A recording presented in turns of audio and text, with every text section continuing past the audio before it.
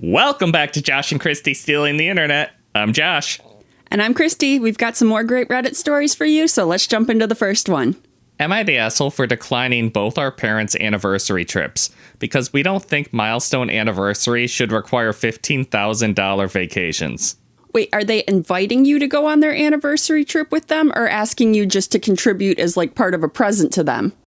In any case, it seems weird to involve your children to this extent in your wedding anniversary. This is supposed to be between the happy couple, not the whole family. My husband and I have been together almost 20 years. One thing that's always been true is that both of our families seem to compete with each other over who is the better grandparent, who gives more gifts, who spends more money, and who gets more time with us. It's been exhausting enough that we've intentionally limited contact with both sides. Oh no, should I have steak or lobster? Everyone is showering me with love. This is terrible. Recently, both sets of parents have had age-related health issues. Since then, every holiday or family event seems to come with comments like, "This could be our last Christmas, our last vacation, or our last chance to make memories." I understand where that's coming from, but it also feels like every invitation now comes with guilt attached. I just gotta say, I do not believe in that. This could be my last. Unless you are like terminally ill and they have given you 6 months to live, you cannot pull that out. My grandparents and great-grandparents pulled that out, and it was like 20 years for all of them before they passed. It was last Christmas a lot of times. You have become completely jaded to that line of reasoning. Yeah, because my grandma started pulling that when she was like 70, and she lived to like 98, okay? The current issue started with my husband's parents' 50th wedding anniversary. The family decided to celebrate with a week-long cruise. For my husband, me, and our child, it would cost $15,000. Everyone else immediately put down deposits. That is an expensive cruise. You need to find a cheaper cruise. I have never been on a cruise, and I have no desire to go on a cruise. So I have no idea what is an expected price for a cruise. Okay, I've been on one cruise. It was college spring break cruise. And it was, I think, a week long. And I kept the budget under $2,000, I think. Well, that was for one person in what, 2007? Yeah, like 2008 or 9, I think. But still, you should be able to do it cheaper than $15,000. How fancy? Are you getting like a really fancy suite? You need to go for the cheapest room available. We quietly declined. It wasn't because we don't love them or don't want to celebrate. We just can't justify spending that much money on one vacation. We suggested alternatives like a large anniversary party or family reunion that would let everyone celebrate together without such a huge financial commitment. But those ideas weren't well received. A short time later, my parents announced that for their 45th anniversary, they wanted everyone to go on an international all-inclusive vacation. This wasn't something they'd mentioned before, and the timing made it feel like they heard about my in-laws' trip and didn't want to be outdone. That does seem a little suspicious. A little bit, because 45 is one of those weird anniversaries that, like... It's a milestone, but you don't throw a big party for it. Yeah, it's like, good job, you made it to 45. For some reason, 45 doesn't seem that much more impressive than 44. Talk to me when you get to 50. But then they'd have to wait 5 years, and they might be dead by then. And how will they show up the in-laws if they're dead by then? Their trip would cost less than the cruise, but it's still a significant expense. We declined that one too for the exact same reason. We don't think it makes sense to spend that kind of money on back-to-back family vacations, regardless of which side is asking. And you definitely can't choose to go on one and not the other because 2 trips is too expensive. Like, even if you could afford one trip, you can't pick which one you want to go on because then somebody's feelings are going to get hurt. And you certainly can't pick the second one. Imagine being like, no, we don't want to spend that much money on a vacation and then turning around and picking the next expensive vacation option. Oh, yeah, that is a slap in the face. Now both sides think we're selfish, don't value family, and will regret not making these memories if someone dies. We do understand our parents are getting older, and we genuinely sympathize with that. But it feels like we're being pressured to spend tens of thousands of dollars because of guilt and fear, rather than because it's something we'd actually choose to do. We aren't refusing to celebrate. We just don't think milestone anniversaries should come with the expectation that everyone else pays for luxury vacations when there are plenty of meaningful, less expensive ways to celebrate. Am I the asshole for declining both anniversary trips and suggesting that milestone anniversaries could be celebrated in less expensive ways instead of expecting everyone to pay for luxury vacations? Not the asshole. And I think your parents and your in-laws are the selfish ones for expecting you to spend this much money to celebrate with them. If they really want you to go, they can pay for you. From the fact that a bunch of other people agreed to go, sounds like there might be a rather large extended family going with grandma and grandpa. Yeah, and I get that they can't afford to pay for everybody, but it does seem really rude to expect people to pay themselves for something, for a celebration for you. I don't know. That just rubs me the wrong way a little bit. Yeah, and it's definitely not a small amount of money, is it? It's 3 people, one of which is a child, and it's going to cost $15,000. I mean, even if it was even if they did do it on the cheap, found a cheaper cruise, and it was half that price, that is still such a big chunk of change for a family to spend. They might be trying to save for college. Right? You can't just expect everybody to have this amount of money in their budget. And I still think it's weird for a couple to celebrate a milestone anniversary with the whole family and extended family. Yes, a little party would be nice. But if you are going on an anniversary vacation, that should just be the two of you and maybe a second honeymoon. It should be romantic, not with the whole family. I don't know. It kind of sounds to me like grandma and grandpa have really embraced their roles as grandparents and want their entire flock around them when they celebrate things. It just seems unnecessary to do it on a cruise. Top comment. I thought you were going to say they offered you a $15K vacation as a gift for your 20th. Unless you are flush with cash, expecting you to spend $15K to celebrate their milestone is nuts. NTA. I just can't get behind expecting someone to spend this much money to celebrate you and your spouse. I can get inviting them, but if they say, hey, that's really expensive and we can't afford that, I can't imagine getting mad at them. Yeah, you're allowed to be a little disappointed that they couldn't swing this vacation, but you're not allowed to call them selfish for not having a spare $15,000 laying around. Maybe up to $30,000 after the other family's vacation too. Yeah, that is a lot of money. And to be honest, even if I had the cash to spare, I don't want to spend that on a vacation someone else has picked out for me. Yeah, that's true. Does OP even like cruises? Right? Because I don't think I will ever do another cruise ever again. And if someone asked me to go on a cruise and told me I had to pay $15,000 to do it, I would be like, no, thank you. It's just that I've never been on a cruise, and every time I hear about a cruise, it's because something horrible happened on the cruise and people can't get off the boat. And suddenly there's a plague on the boat and no one will let them dock so the plague doesn't reach the mainland. It just feels like every time something just inhumane and awful happens, it's on a big boat. Okay, my cruise was actually quite pleasant and rather nice, but there are just so many people everywhere. I was like, ooh, they're in my personal space the whole trip, which was not I had fun, but I was a little uncomfortable the entire trip. Another comment, NTA. If these events are so important and making memories is priceless, why aren't your parents paying for it? Better to spend it now and enjoy it than take it to the grave. Seems like that would solve the issue for everyone. The problem is they can't afford to pay for everyone either, so they're just going to guilt you and try and make you come. Somebody replied to that, hit the nail on the head. It's wild how fast the priceless memories argument vanishes the second they have to foot the bill. OP's parents just want the clout of a luxury trip without actually sponsoring it. You can't weaponize guilt and expect everyone to go broke for your anniversary.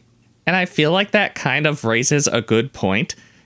If the parents were paying for everybody, I feel like they might be a little valid to apply some guilt to you if you weren't coming. Do you think that? I know you're busy. Maybe you can't make the vacation, but if your parents are going to pay for everything, are they allowed to guilt you a little bit? Yeah, I feel like a little bit. Not a crazy amount, but they're allowed to put on some pressure hey, we're going to take you on a vacation. It's going to be my last one ever. I'm spending $15,000 to get you on this boat. What do you mean you don't want to come and spend time with me for free? And I get you gotta work and stuff, but can't you get some time off work for your poor dying mother? So yeah, put your money where your mouth is, parents. Am I the asshole for keeping a jar of peanut butter specifically for setting mouse traps? Well, I guess it does work good as a bait, but I'm not sure why you couldn't just use a clean knife each time. Why do you have to have a specific jar? I live in an old house and it's filled with mice in the winter. Every winter, I have an intricate setup of mouse traps stashed throughout the house that I maintain. I check them at least twice daily and empty and reload them as needed. I use peanut butter as bait. The mice love it. I have 6 traps hidden in the mouse hotspots. When I catch a mouse, I throw away the dead mouse and reload the trap with peanut butter.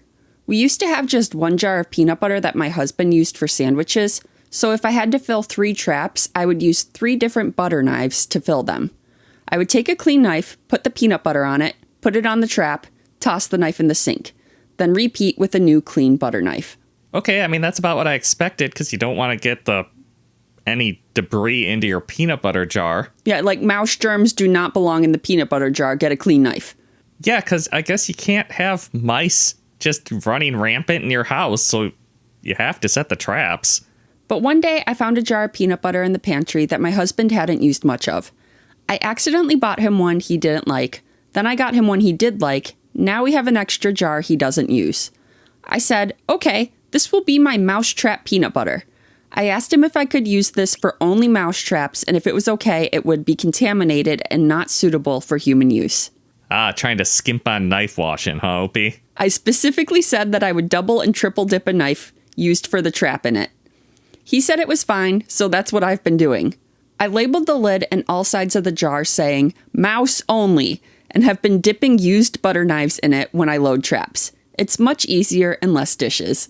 Where is OP storing this jar? Because I hope it's in the basement. And not the pantry? Yeah, not right next to his jar of peanut butter. Recently, he was eating a peanut butter and jelly sandwich and made a comment saying he didn't really like creamy peanut butter that much and preferred crunchy.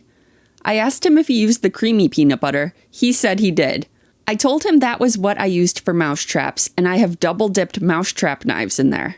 I asked why he used it. Now he is mad because he ate peanut butter that's been contaminated with mice. He said I should have moved it into a different container. Oh, where was OP keeping it? Sounds like it was in the pantry. I asked him if I could commandeer that jar for mice purposes only. He agreed. I also labeled it saying it was for mice traps only, and he still ate it. It was stored with some food, but in my defense, that cabinet isn't only food. It contains medications for the cats, cat food, baggies, pan liners, etc. It's mainly used for emergency overflow of shelf-stable food because we don't have that much space. So, am I the asshole for keeping a jar of peanut butter that's been contaminated with mouse traps? I think I'm kind of leaning towards everyone sucks here. Husband needs to learn that when somebody writes warning labels in Sharpie all over a jar, read the warning labels. On the lid and the sides. How did he miss that? She wrote it in like big, bold Sharpie, right? Yes, it was all caps when she said I wrote mouse only on it. So, a bit of a dumbass move on his part.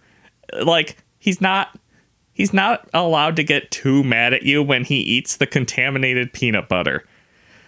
But also, OP, do not store this peanut butter anywhere near food. But space is limited. There's other spots. It's also stored with the cat food, okay? Still, that jar is contaminated. I am going under the assumption that even the outside of that jar is contaminated. Don't put it next to other food.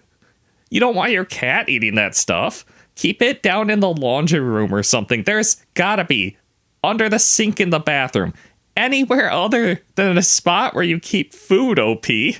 I mean, I don't know. I keep dead mice in the freezer to feed my snake. Those are sterile dead mice. They are not sterile. They are compared to the ones that live in Detroit. Okay, that's a good point. You mean not sterile. You mean these are domesticated mice that are raised and disease-free. Yeah, those are farm-raised mice. They aren't carrying every disease known to man. They're still a dead mouse. They're in our freezer. They're still a dead mouse, and they're still in our freezer, and they're still gross. They are far less gross than just a random basement mouse that climbed up your sewer pipe to get inside.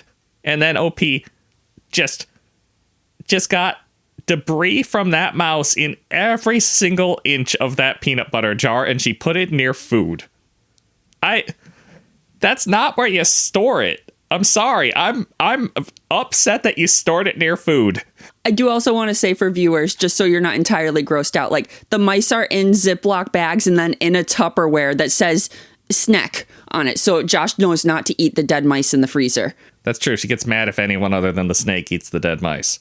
And I can't have a whole freezer just for 50 dead mice. This is a gross story you picked. You couldn't have put this later on so you don't chase people away early. No, I did not think about how gross it was. I guess I'm used to dead mice. I thought it was kind of funny.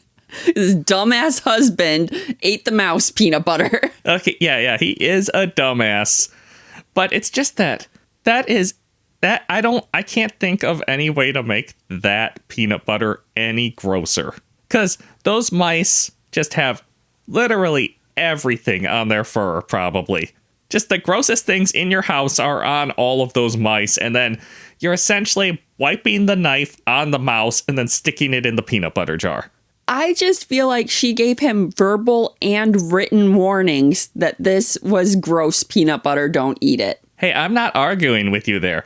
My calling her the asshole has nothing to do with the husband being a dumbass. It has everything to do with it being... It's just not sanitary to keep that jar near other food or things that you're going to feed your cat. Top comment, NTA. If you eat peanut butter and then you realize that the jar says mice only in big letters, you simply need to gracefully accept that you have made an extremely silly mistake. It is not the fault of the person who took every reasonable step to make sure the peanut butter was clearly designated as being for mice. I don't think the hantavirus is an extremely silly mistake. I think that OP needs to monitor her husband for a few days. NTA, it seems like your husband was stupid and is trying to blame you for it instead of owning up. I mean, he absolutely is trying to blame OP for this instead of owning up to his own dumbassery. You need to read when somebody writes something in Sharpie. Generally, people don't take the time to write warnings on things unless it's an important warning. Back in college, husband was absolutely that one roommate that would eat other people's food even if it was labeled.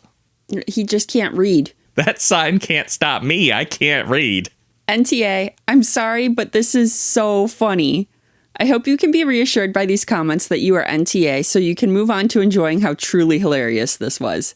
You did everything right. You asked him and got his approval. You labeled the jar. Literally the only other thing I could think of for you to do is store the jar under the sink instead of in the pantry. But since your issue is mice running around, it's probably best you didn't do that. The mice can't get into the jar. They don't have thumbs. But they can smell it.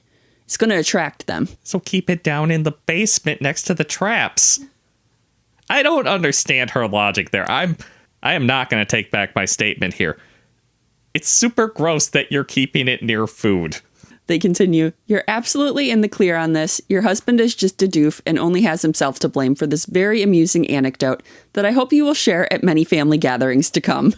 Sorry, everyone keeps writing that it was a silly little mistake and it's a very amusing anecdote. Am I the only one that's legitimately a little worried that he caught something? No, someone else does say, hantavirus is a thing. Eating anything mouse or rodent contaminated is a bad idea.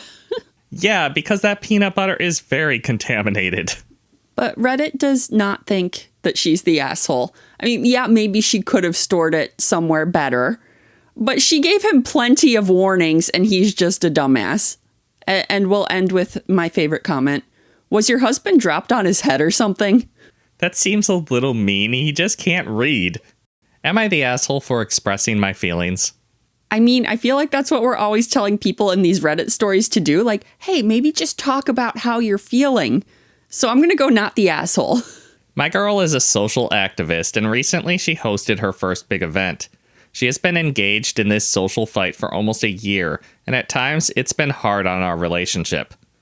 I asked her to include me in things because I wanted to support her and be a part of the fight. She and other event organizers are the faces of this fight, but I helped out tremendously getting ready for this event, physically and financially. We were both extremely excited and ready for the day, and then when it got there, she left me in the dust. She spent the whole day talking to everyone else, going nonstop, and didn't include me in anything. I still helped out and did my event duties, but I felt left out by her. I didn't get any pictures with her. She did check on me multiple times throughout the day, but I was already so pissed off that it didn't matter. She knew it too because she said, "Are you okay? You look miserable." She's in charge of this event. She has better things to do than babysit you and stroke your ego. Like, you are not the important part of this day. The event is. She's got to make sure things are running smoothly and talk to people and get them in on this activist event, and she does not have time to be dealing with you. You're being a baby. You're supposed to be helping her, not hogging all her time and hindering her. I feel like it was extremely generous that she came and checked in on him several times throughout the day. And I feel like one of those check-ins might have been a good time to get a photo with her. Yes, but he was so grumpy by then already. As things wound down, she and the other event organizers lingered talking to people. I broke down the entire event and then left. When she got home, I immediately let her know how it made me feel. I was pretty aggressive, and I felt kind of bad because I could see that she was riding high and really happy about the event, but she needed to understand how I was feeling. We were a team up until game day, and then she benched me. She says I benched myself and that I don't need her to hold my hand, and could have pulled her aside and asked for pictures. I shouldn't have to ask for pictures. She's my partner. She should have wanted pictures with me. Am I the asshole? I feel like you're a little bit of a self-centered asshole. Like, you were partners up until game day and then she benched you. If you're partners, you should be out there doing just as much as she's doing. Like, take responsibility for yourself and figure out what needs done and go do it. But you're saying she benched you, which makes her the coach, which means you weren't partners. I just feel like he could have been more proactive and gotten out there and done stuff on his own and made sure he was more involved. Why did she have to make sure that he was involved and had stuff to do? She had better things to do than babysit him and micromanage him. Also, I don't understand the statement, "I shouldn't have to ask for pictures. She's my partner. She should have wanted pictures with me." Somebody's got to ask for the picture. Yeah, she could turn that around on him real easy. Seems a little hypocritical. Top comment, "Yes, you're the asshole. Why are you making an activism event all about you and your feelings? You clearly don't care about whatever cause your girlfriend is fighting for if all you wanted is pictures and to hang out with her." Yeah, it just also does not seem very supportive that your girlfriend came home riding a high of how awesome this day went. Everything was going great. She had a great time. She did all the activism things she needed to do. And you immediately just dump on her and were like, you did everything wrong. Yeah, that would definitely bring her down fast, wouldn't it? I feel like you should be like, I'm so proud of how you did at this event today. It was an awesome event. That is what a supportive partner would do. And then you could be like, but I was feeling a little left out. He came at this very angrily and aggressively, he said. So I feel like that is not the way to go. Yeah, I could see a better way of saying it being something like, hey, next event, I'd love to hang out with you more. I feel like I didn't see you at all. Or I wanted to hang out with you a bit more. But at the same time, I feel like that's kind of a selfish request. Like, she is busy doing a job. You guys can hang out some other time. Another comment, you're the asshole. She checked on you multiple times that day. I run events like this too, and they are a lot. But other people's safety is always the most important thing. This event wasn't a date. It wasn't about you two spending time together. You sound exhausting. He does sound exhausting. Somebody else comments, you're the asshole. I've been this girl. You essentially ruined this because you couldn't let her have the spotlight, and you wanted a photo? You have every day for that. You sound jealous. She's not going to forget either. You've ruined it. Yeah, his girlfriend was being a girl boss, and he was jealous and a little bit mad that she was being so successful at something. I do think that's true. And he was like, how is she being successful without my help? And it sounds like Opie had a job to do, though. Like, Opie was doing their own part. angrily over in a different section. Yeah, she didn't give him an important enough job, though. He's her boyfriend. He should be the most important person there, so he should have the most important job. That's the vibes I'm getting. You're the asshole. Your partner is hosting her first big event, and you're mad because she's not paying enough attention to you while she's multitasking 1,000 other things. Your feelings here are valid, but also a symptom of unreasonable expectations on your part. She was always going to be too busy to talk to you during this event. The fact that she checked in on you at all is a major point in her favor. But that's not why you're the asshole.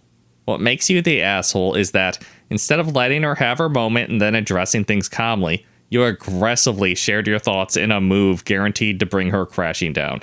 So Reddit is very much on the same page as you are here.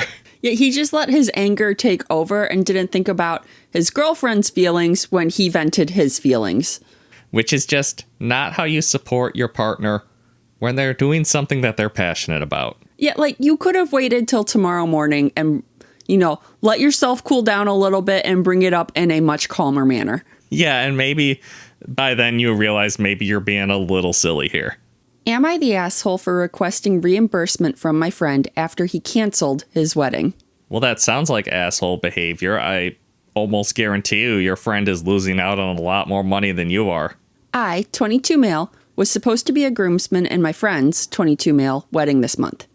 We recently graduated from the same college where he met his now ex-fiancé. We were all in the same classes, and they met during a large class first semester of junior year. Things got serious fast, and by that summer, they were engaged and beginning to plan their wedding that was supposed to happen the month after we all graduated, this June. My friend has always been super enthusiastic about this girl and their relationship. He was the driving force on them getting engaged so quickly and so young. And I was super excited for them when they got engaged and very honored when I was asked to be a groomsman. This was my first time being a groomsman, and I must have been a little naive about just how much of a financial investment this would end up being. After renting a suit, about $250, going on a bachelor party in Miami, about $500 for my expenses, and a gift off their registry, about $75, we're looking at a pretty serious investment from me in this relationship. I was more than happy to cover all of these costs because he has always been a close friend to me, and I really was excited to be a part of it all. However, we were full-time students during this period of time, and it stretched the wallet more than I typically would want to. Yeah, bachelor party, suit rental, gift can definitely stretch your wallet a lot when you're, what are they, just out of college? Yep, just graduated. Yeah, you don't have any money. With all that background, that brings us to early April of this year, 6 weeks before the wedding. My friend just casually mentions to me that he ran into an old friend of ours from high school, and they had a pretty long conversation catching up. I remember him clearly just casually mentioning that she was single and still really cool. I didn't think much of it, but looking back, that was probably a pretty serious red flag. It's definitely a sign. His demeanor really didn't change much up until the week of the wedding. He didn't say anything specific about getting cold feet, but he definitely wasn't acting like his normal self, which I just accounted to nerves for the big week. It is starting to sound like OP was unaware that part of a groomsman's job is to slap the groom upside the head if cold feet start to show. Not that I'm trying to take any blame for what I think is about to happen off of the groom. Just, as a groomsman, there are signs that you need to just watch out for and be like, hey, no, you love this girl and you're about to make a stupid-ass mistake. 2 nights before the wedding, me, my friend, and all the other groomsmen were in town together eating dinner. The wedding venue was about an hour away from the town we went to school in, and all the groomsmen were sharing an Airbnb. The groom was staying with his family up until the wedding night. My friend was basically a shell of himself, not really talking, laughing, or joking. We called it an early night and went our separate ways. The next morning, the day of the rehearsal dinner, we get a text from the groom and the groomsmen group text saying that he was really sorry, but he is not going through with the wedding. We're obviously all shocked, so the best man took the initiative on behalf of all of us to reach out and call him. I wasn't there for the call, but the best man reported back to us after the call that he was totally serious and was already on the way back to his parents' house, about an hour away from where the wedding venue was. And that was it. We all went home. Sorry, I just keep getting caught up on details of OP's story. Like, the groom was sitting there morosely at his own party and you guys just called an early night? You didn't be like, hey, bro, what's up? I guess they're not very good friends, but they are also quite young. That's this. I was a groomsman plenty of times at that age, and we absolutely would have been like, hey, you good? In the days that followed, I tried to be a supportive friend. I sent a quick text saying I was here for him if he needed anything, but never heard back. This is where things get insane and set me off. My friend and his fiancé were supposed to go on their honeymoon 2 weeks after the wedding because they were planning on moving to a new city out of state to start their careers and needed to get settled, and my assumption was that they just canceled the whole thing. That brings us to last week. My friend, who has been completely unresponsive for over 3 weeks, finally texts me back. He apologizes for canceling the wedding and wasting our time, and let me know that he actually had gone on his honeymoon to Mexico with that girl he ran into 6 weeks before the wedding. About what I expected. I don't know if he had been talking to her on the down low the entire time since he ran into her. He definitely was. Or decided he wasn't ready to marry his fiancée and reached out to her after canceling the wedding. But to me, it didn't matter at all. Learning that he threw away everything he had built for this other girl and truly wasted everyone's time, and especially money, when he obviously wasn't ready to settle down, was the final straw. I said that I didn't care what he did anymore, and I wanted my money back for everything I put into his wedding. I sent him a Venmo request for $850 and blocked his number. I don't expect him to pay me back, obviously, but just feel so frustrated with him that I don't want to be his friend anymore, but still wanted to send a message. So, did I take my response too far, or should I just continue calling this friendship done for good? I gotta say, I feel like OP might be the asshole here. It sounds like your friendship is very transactional. Like, this guy blew up his whole relationship. He's going through a lot of things. He's definitely going through a lot of things. It's his fault he's going through a lot of things. But it seems really petty to send him a bill during all of that. Did you not get any? Well, I suppose it was Jay before, so you're not going to get any kind of refund on the tux or anything. And I get the feeling Reddit's going to be merciless towards the groom who blew everything up. He's obviously a dumbass. I feel like if you're his friend, you shouldn't also be piling on. I mean, it sounds like groom is not too upset about the destruction of his relationship. He went on his honeymoon with the new girl and had a grand old time. That's called a self-destructive spiral. He was weirdly quiet when he was hanging out with all of his friends, and now he's just gone to another country with some girl he hasn't talked to since high school. He's not in a healthy space right now. Okay, I do feel like the groom is an asshole for throwing away his whole relationship and canceling the wedding because he bumped into a girl he knew in high school 6 weeks before the wedding. And let's be honest, that girl was just the trigger, right? He's definitely been having cold feet up to this point. That was just a convenient excuse. So he's absolutely the asshole to his ex-fiancée. And he is the asshole to all of his wedding guests and wedding party for wasting their time.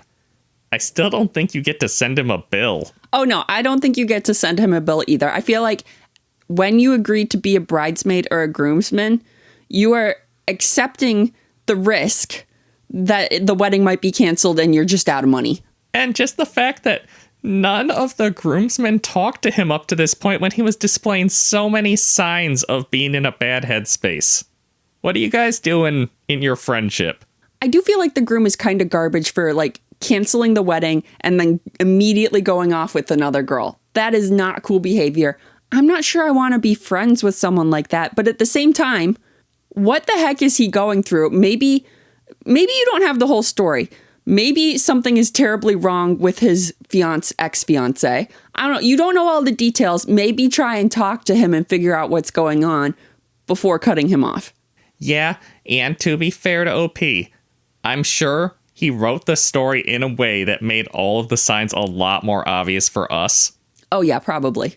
So there is a chance that they just didn't notice these things until hindsight.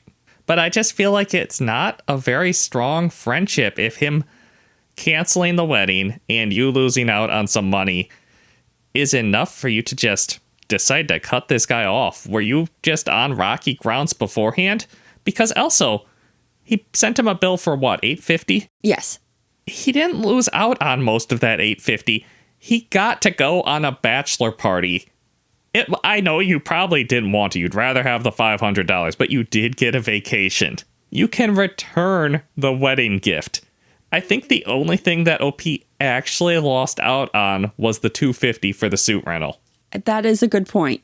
But you guessed right. The Reddit commenters do not go easy on the groom at all. No, I knew they wouldn't. I'm just wondering if they're going to absolve OP of his sins in this friendship because the grooms are so extreme. Top comment, NTA. You'll never see a penny of that money, but ending the friendship is the right thing to do. He's trash. If he can do this to a fiancé, imagine what he can do to you. Is he really a friend and the kind of person you want in your life? Cut your losses and run. It will save you money and massive migraines long term. That one doesn't seem fair to me. Those aren't comparable things. Like, if one of your friends got cold feet and just canceled their wedding, would you just suddenly infer that they could suddenly cancel your friendship with no notice after you've planned a $20,000 event together? I don't know why you're planning a $20,000 event together, but I'm just picking that number for, the cost of a wedding these days. Yeah, I do feel like fiancé and friend are kind of on different levels and have different expectations with them. Yeah, and fiancé is obviously supposed to be on a higher level, but I feel like friends are just on a different hill altogether. Another comment. Unfortunately, you are correct that you probably won't see any of the money or your friend, ex-friend, again. God, I hope you see him again. That commenter makes it sound like he's never going to come back from Mexico. No, we just don't want to see him again because he's a piece of trash who just dipped on his wedding. I mean, I guess OP doesn't want to see him again, so maybe friend will respect that. But continuing on with the comment, I could almost have had some empathy for him until he spent money on a vacation with a new squeeze instead of trying to refund that money to the groomsmen. But someone replied, "What money? The honeymoon was almost certainly booked unrefundable." It absolutely was, and I've had a couple friends who have had breakups just before a vacation, and not like wedding level breakups, like early girlfriend breakups. And they took one of their guy friends on that vacation, which is healthier, I would say, than taking a random girl that you haven't talked to since high school. But the vacation's usually not refundable. But someone replied to that comment, "If the vacation's unrefundable, then you give it to the lady you dumped, not keep it for your new girl, LOL." And someone replied to that, "I mean, that is the assumption that he has any character, which he absolutely does not." So the commenters are just dragging this groom. Oh yeah, it never even crossed my mind that the guy that would just run away from his wedding, what was it, the day of? The day before. The day before. Yeah, he's not gonna contact his ex-fiancé and be like, "You can have the honeymoon." No, he's running to Mexico with this lady. And one more comment. NTA, but I'm honestly glad he canceled. Better to walk away than to divorce years down the road. He definitely should have handled things better. The one he truly owes is the ex-fiancé. And I do gotta say, yeah, I feel terrible for the ex-fiancé, but sounds like she maybe dodged a bullet. Oh, she absolutely dodged a bullet, because if he is having this level of cold feet, I don't think those just magically go away when you get married. But that commenter says NTA and then says he owes the money to ex-fiancé. I really don't think he owes groomsmen anything. You're friends. You're supposed to take that hit. Well, they're not friends anymore, so he doesn't want to take the hit. I guess not. OP values friendship at under $850. But I do feel like the groom is showing a bunch of red flags, and you may not want to stay friends with him if he's this kind of person. But I also feel like if you are truly friends, you will give him a chance to explain himself and get the whole story, and then you can make an informed decision. Yeah, I agree on that. It's just, if you liked this person enough to agree to stand up in their wedding, it's just, it feels like it's a one strike and you're out system. I mean, you shouldn't have to be friends with anyone you don't want to be friends with, so you're not the asshole for cutting off the friendship if you're done with him. I think you're just the asshole for sending a bill. Am I the asshole for refusing to get a less chaotic nanny? I don't know. I feel like chaos is not what you should be looking for in a nanny. My husband and I have 3 kids, 11 male, 6 male, and 4 female. We have had a nanny, Mila, 21, for almost 2 years. Mila is a ball of chaos. That is the only way I know how to describe her. The girl just screams undiagnosed ADHD. One of my kids and I have ADHD, so speaking from experience here. They do say that neurodivergents attract other neurodivergents. So you probably like her because she thinks the same way you do and you're all neurodivergent. I think that's for like relationships and things, isn't it? Not like a magnetism. I think it's like friendships too. She just likes this person. Some highlights include the last time she called in sick was with a voicemail 20 minutes before school got out saying, "I don't know exactly what I did to my shoulder, but it hurts like a bitch and my arm is tingling. The advice people say this is an urgent care issue, so I think I'm going to be a little late." Okay, that doesn't seem like chaos. That seems like a medical emergency. Then there's the time she drove my kids to a Walmart 30 minutes away to get supplies for my oldest school project, because none of the nearby Walmarts have all the supplies. There was a Michael's 3 blocks away that has everything. She just forgot that it was there. She also tends to pick my kids up saying, "I forgot to eat lunch, so who wants fries, a shake, chips, other fast food side?" About once a week. We came home to my entire living room covered in balloons because they decided the dog needed a birthday party. His birthday isn't for 3 months. Okay, I love that last one. That sounds like a fun nanny. I came home to Mila sitting on a lawn chair in my driveway while my kids flagged down drivers to buy bracelets, sodas, cookies, and random toys from their rooms. I do not like that one. That's weird, having your kids like run out into the road and flag down drivers. First of all, that seems unsafe. I don't think they ran into the road. I hope they didn't run into the road, but they were flagging down random people trying to drive past. And then, like, okay, I can get like having a lemonade stand and selling cookies and lemonade, but selling toys from your room? Like, no, that is weird. And like, as a parent, I'm like, you cannot sell your toys unless like I want to make sure you're getting your money's worth when you sell that toy I spent $20 on. Make sure you're getting good money for that. All of these things have happened in the past 6 weeks. Okay, that's kind of a lot of chaos for 6 weeks. I did assume that was happening over a longer time frame. You definitely have to be a little flexible to work with her, but all the kids come back alive, they always have everything they need for school done, and she plans some really fun activities for them. My husband is not as fond of Mila's chaos as I am. He thinks we need a nanny that has more structure, rules, routines, etc., and someone that isn't going to take our kids out to fast food places every week or forget to take the kids to swim class. Only happened once after the swim school changed the classes from Fridays to Wednesdays. Okay, if you don't want her taking your kids out to fast food once a week, just set that as a rule. Like, it doesn't sound like you've even talked to her about this. How is she supposed to know you're not okay with that? If you set the rule and then she breaks it, then yeah, maybe that might be a problem. But like, you haven't even talked with her about it. Also, missing one swim class. Because they changed the date, that seems kind of understandable. Now, I guess she's the nanny and it is her job to make sure the kids get where they're supposed to be, so she should have been on top of that, but mistakes happen. I refuse to get rid of Mila. I think she is a great fit for our family, and the kids absolutely love the chaos. My husband is upset that I'm not giving him a say in who is caring for our children, although he's been fine with her the past 2 years, and absolutely nothing has changed with her.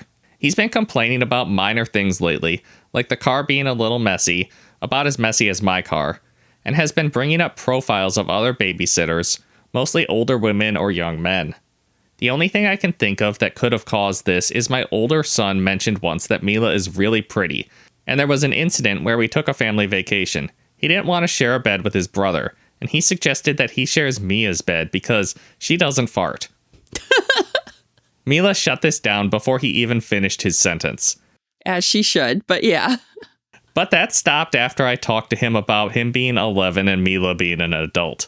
So, are they the asshole for refusing to get a less chaotic nanny? I feel like not the asshole, but you and your husband need to sit down with Mila and have a conversation and set some ground rules. Because it does sound like your husband is uncomfortable with some of the things she's doing. But I feel like you need to, like, just address that with her before you jump straight to firing. Some of the things that husband is complaining about just sound like fun childhood memories. I do think that the selling your toys thing was weird. Don't do that one. But I don't know. Fast food once a week is not going to hurt the kids.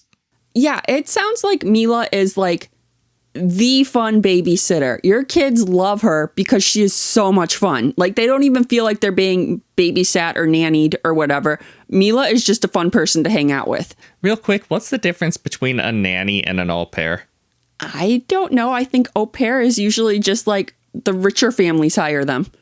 It's just a class level. It's a class level, I think. We're classy. Make it French. Well, this random website I found defines a nanny as a standard employee and is paid a salary. An au pair is integrated into the family life as a temporary family member. The au pair has a room in the family home and eats meals with the family and receives monthly pocket money instead of a salary. Nannies usually have a professional education in the field of childcare and household management, and therefore they typically have more experience than au pairs. In addition, a nanny does not have to come from another country, but an au pair does. The main objective behind an au pair stay, in addition to childcare, is a mutual cultural exchange between the au pair and a host family, which benefits both parties. Okay, so they gotta be from another country and it's more of a cultural exchange. So it's a foreign exchange student with a job. Okay. As a live-in nanny. So, does that mean that Mila is certified? Or maybe they just use the word nanny. I feel like most people in middle to lower class use nanny as a term for a babysitter. Like, they don't have degrees in childcare, usually. It's just, this is my permanent babysitter. She's my nanny. I mean, that's fair, but I feel like we did get a little sidetracked, and it was entirely my fault this time. It was. So let's just jump over to top comment.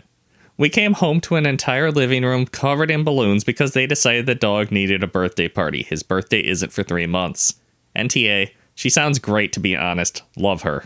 I have to say, that was the best example of chaos. The other ones, some of the other ones were a little questionable. But that one, that was just fun. But overall, Reddit votes you're the asshole. Oh, really? Okay, why? Somebody replied to top comment, sure, balloons sound fun. Her letting the kids run out into the road to talk to strangers, missing swim lessons, being late to pick the kids up, etc. sounds a lot less fun, and like something that might be causing stress. Honestly, it sounds like OP mixed in a few fun anecdotes with the actual concerns to make it sound like her silly little husband just hates fun, when my guess is he has some valid concerns about whether this is a safe, healthy, stable routine for them. I just feel like you gotta talk to Mila about this first, give her some warning and some time to clean up her act. Like, I don't feel like she's committed a firing-worthy offense yet, just some things that are concerning. Talk to her about it and tell her to get her act together. Lay some ground rules. And even though the overall vote was you're the asshole, there is debate going on in the comments section. Like, somebody replied to that comment. All the kids come back alive. They always have everything they need for school done, and she planned some really fun activities for them. Only mentioned being late picking the kids up once. And just have a conversation with her about not letting the kids talk to strangers like that. Seems like the pros outweigh the cons, in my opinion. You want a boring, stern nanny? Go for it. But this girl is giving them some good memories. Yeah, your kids will be very upset if you fire Mila and replace her with a boring, stern nanny. I mean, that's true. Shifting from Amelia Bedelia to Miss Trunchbull is going to be a big change for those kids. Another comment. Is there a middle ground since your kids already have a strong bond with Mila? Can you talk to her and tell her you appreciate her but want to build in more structure and please no fast food, etc.? Seems worth a conversation and trying to compromise before making the switch. And that's exactly what I think. And a few people did reply to that comment saying the problem is Mila forgot her lunch, so she's getting fast food. But somebody replied, I'm a professional nanny. Most families provide meals or have an open fridge policy. I've never had to bring my own lunch. So just having better food at home might help with them getting fast food so often. I'm still of the opinion that once a week fast food is not a big deal. That's just Mila giving the kids a little treat. Yes, but I mean, it is kind of up to the parents. If they don't want their kids having fast food, I think you just need to tell Mila that. All right, and then let's close out with one last comment. She sounds awesome. I'd ask the husband to give a list of things he wants to change and let her know. You don't just fire someone without telling them what you think they're doing wrong. You give them a chance to correct it, which I think is fair. You at least have to talk to her about any concerns you're having. Am I the asshole for telling the woman next to me on a 6-hour flight to stop talking to me while I was working? I have definitely been on airplanes where the person next to me just wanted to chat and I just wanted to look at my screen. But 6 hours is like a full work day. Sounds like OP had things to do. I was flying Denver to Boston last Tuesday for a client presentation. I had my laptop out, noise-canceling headphones on, and was actively typing/editing a deck that I was presenting at 9 a.m. the next morning. Sounds like OP is a bit of a procrastinator. The woman next to me tapped my arm to ask if I was in tech because of the laptop stickers. I said, marketing, just working on a deadline, sorry, and put my headphones back on. She tapped me again 10 minutes later to ask if I'd seen some Netflix show because my sticker looked like the logo. I said, no, sorry, really need to focus, and turned slightly away. She tapped me a third time to tell me her daughter was in marketing and started showing me photos on her phone. Wow, OP's hints that they want to be left alone are, I would call them rude and unsubtle, and this lady is taking none of them. I finally said, as politely as I could, I paid for Wi-Fi to finish this presentation, and I'm on a deadline. I really can't chat right now. I hope you understand. She went silent, and then called the flight attendant over and asked to be moved because I was aggressive and hostile. Why doesn't OP want to have a pleasant chat with a stranger on an airplane?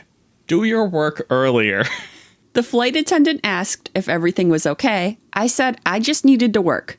The woman got moved to another seat, middle seat, worst spot, and I heard her tell the flight attendant that young people are so rude these days.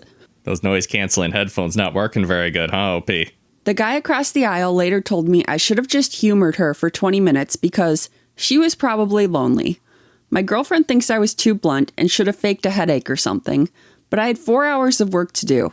I was polite the first 2 times, and I feel like I need to work should be enough of a boundary on a daytime flight. Am I the asshole?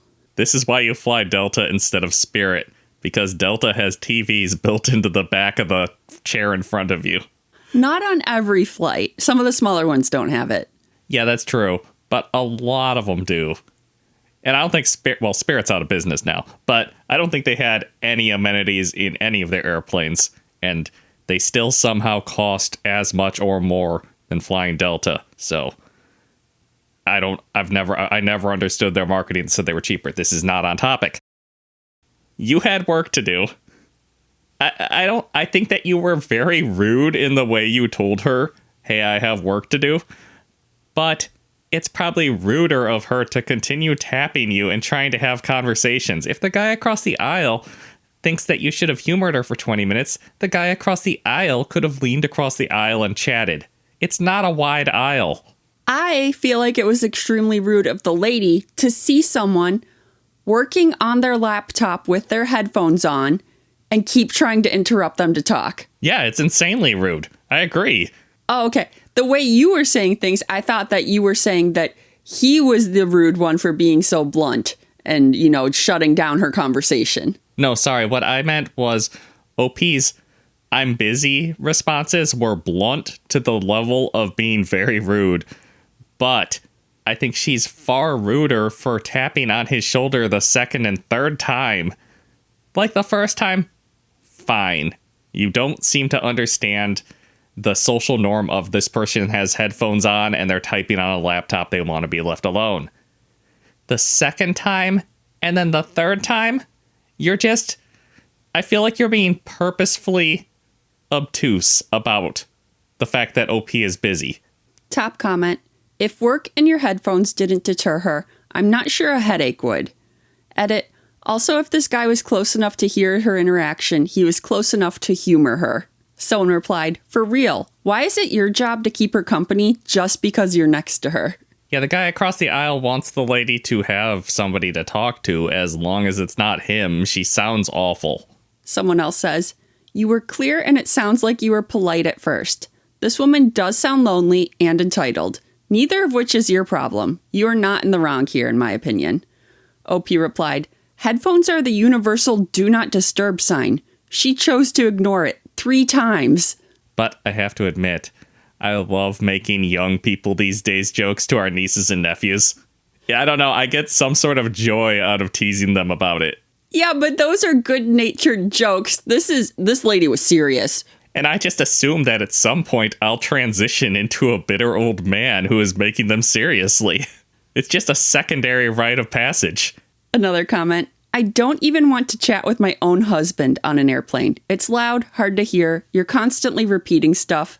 Not even a little wrong. I would love to chat with my wife on an airplane. They never seat us next to each other. Yeah, I'm not paying extra to sit next to you. I can sit next to you at home. And they should be seating us next to each other because every time we're separated, I'm next to some other single person.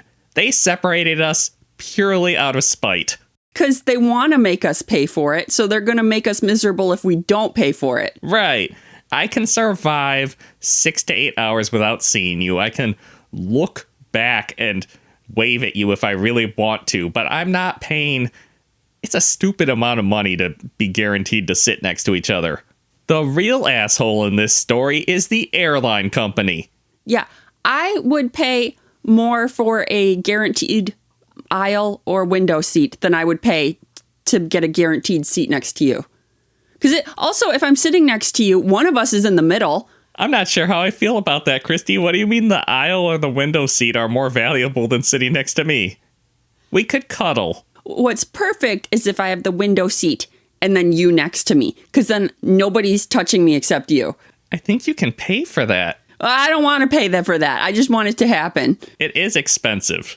But the few times that it has happened and I always let you have the window seat. Because you're so nice and you love me and you know I don't like people in my personal space. Those are great flights though, aren't they? Yeah. I'm sure the third person in our little section appreciates it too because I always lean towards you.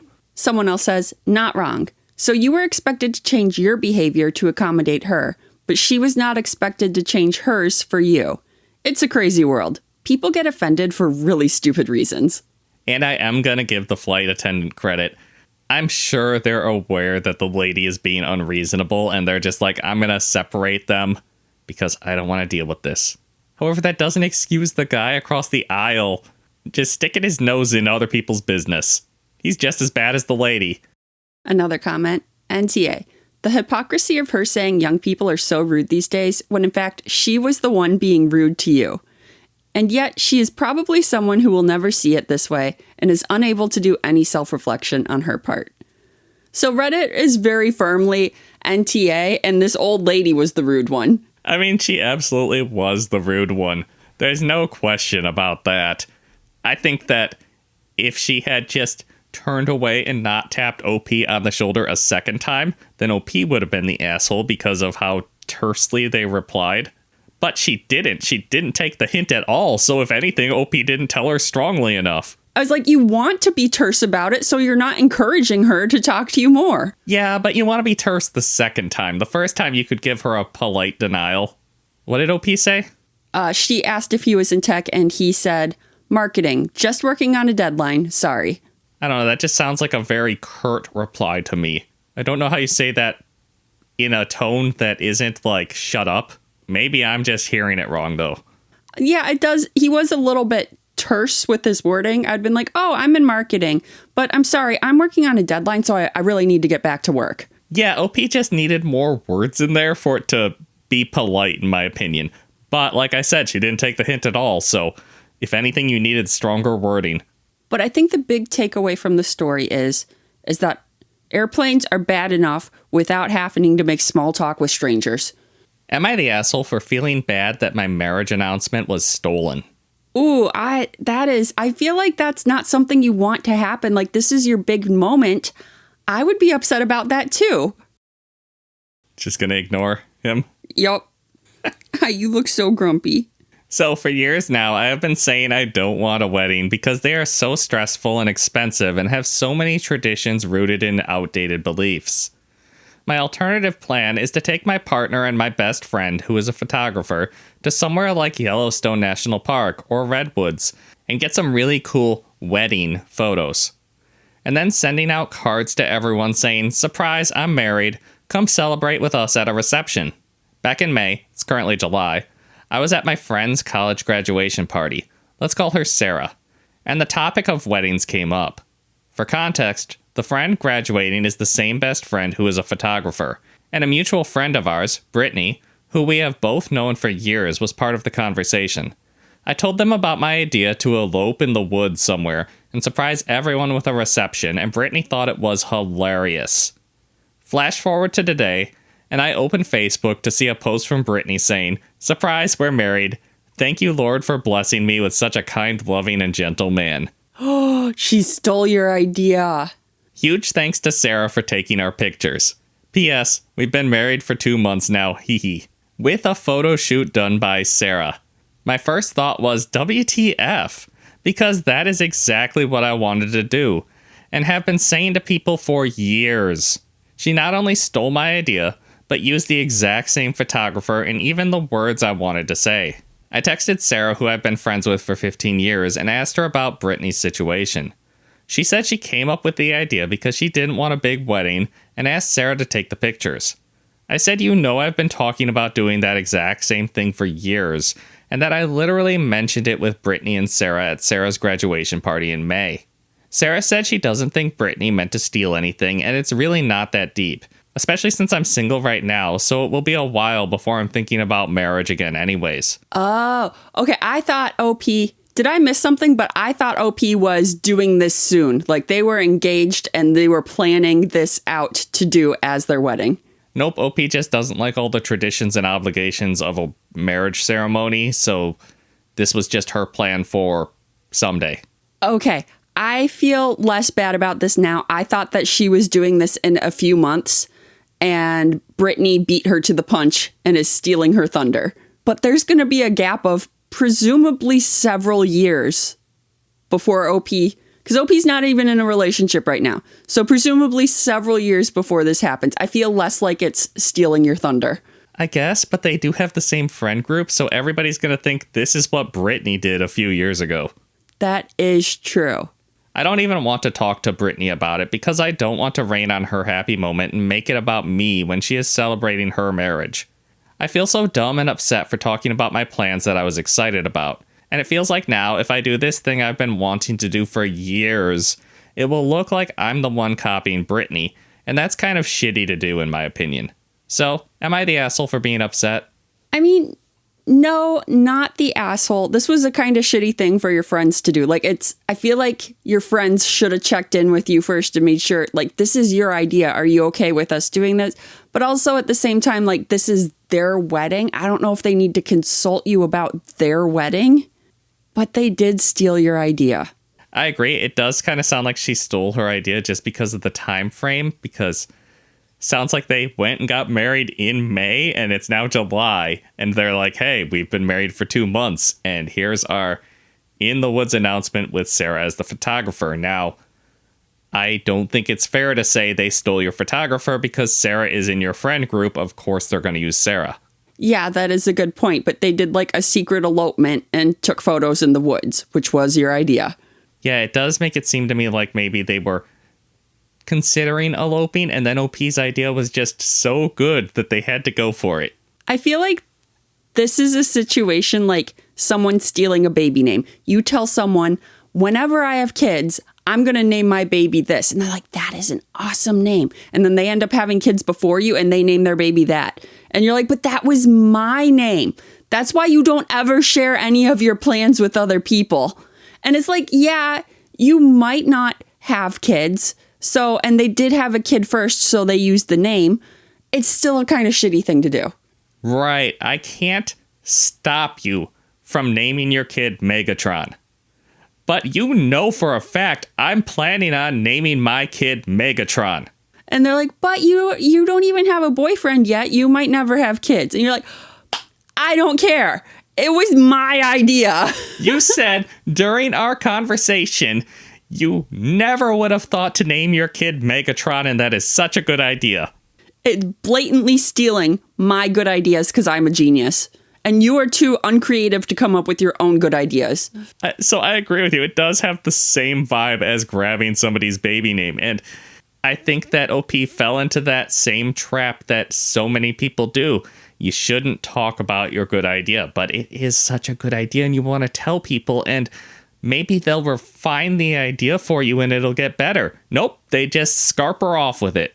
By the way, I just want to clear the air. We are not naming our children Megatron. Optimus Prime, then. Top comment. No! Top comment.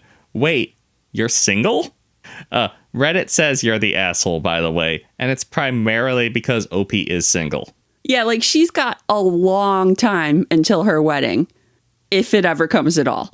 Somebody replied to top comment, this is right up there with single, not pregnant women being mad at baby names being used by friends who are in a relationship and having a baby. Well, I mean, if you told them ahead of time that that was the name you were going to use, that they are stealing it. I feel like that's not cool. That's not what a good friend would do. I'm on the same page as you. I fully disagree with those two commenters. Like, if Brittany has a good reason for having the exact same elopement plan as you, well, then I guess she can explain that to OP, but it sounds like OP doesn't want to talk to her. Same thing with baby names. If they have a good reason for naming their kid Pikachu, No. then yeah, I can't blame you. But it sounds like you just stole the baby name off of my top 10 list. Yeah, like if someone was like, I want to name my baby this name, and you were like, oh my gosh, that's the name I want to name my baby too. Then now you're in competition. Yes, now you're in competition. Neither of you is the asshole, but it's like, that is a cool name. I'm going to use that name now. I wasn't before, but now I'm gonna. That's when you're the asshole. Somebody else comments, you're the asshole. You've not invented the wheel. Someone got married in a wood where thousands of other people have done. Perhaps if it was such a secret and private ambition, you shouldn't have told everyone. Somebody else comments, it's like saying someone stole your wedding idea to have the bride wear a white dress and the groom wear a black suit. I don't think it's quite that. Like, this is not as common as a white dress and a black suit. I sent people postcards with an old school newspaper style headline that said, I secretly married spouse, with the date we eloped on it. Pretty sure it's been done before and will be again, and that's fine. We had fun. And pretty much all the comments are along the lines of, wait, you're single. And it's not that original of an idea, so you can't be too guarded over it. I personally think it just depends a lot on how Brittany acted in that conversation. And it sounds like Brittany wasn't like, yeah, that's exactly my idea, twinsies. Yeah, I think this was not cool of the friends to do. But also, like, you cannot stop them from doing what they want to do for their wedding. But you are allowed to be a little bit upset with them, in my opinion. So I think that the two of us are going to disagree with Reddit on this one. Reddit says you're the asshole. It's not that original of an idea. Don't make a mountain out of a molehill. I'm personally of the opinion, I don't think Brittany's a huge asshole, but it does sound like she stole your homework here. Yeah, maybe we just disagree with Reddit because we have better friends than they do, and our friends are awesome and would never do something like this to us. That, and I absolutely would not trust any of them with any of my baby names. But you just told them all. Yeah, I am not telling anyone that we are naming our kid AITA because they might steal that awesome name. AITA? Yeah, AITA. No! It's just near and dear to my heart, Kristie. All right, that's our last story for this episode of Josh and Kristie Stealing the Internet. Thanks for watching. Hit that subscribe button, and we'll see you next time.